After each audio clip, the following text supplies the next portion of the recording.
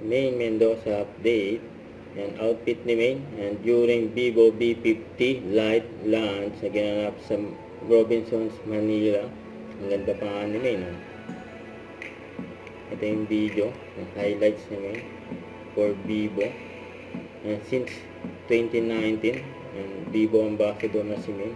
Hanggang sa kasalukuyan, siyempre.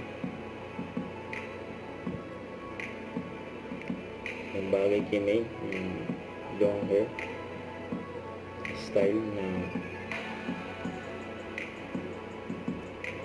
marami na punta dyan sa event ni May. Yan, bagay na bagay kay May na yung hairstyle.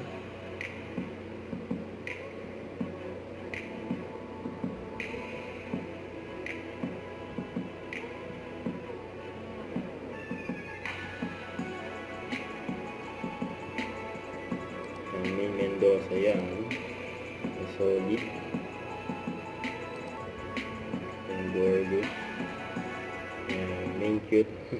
Don't forget to subscribe and click the notification bell for more updates. This is Richard Reaction Vlog. Stay tuned for more videos. See ya.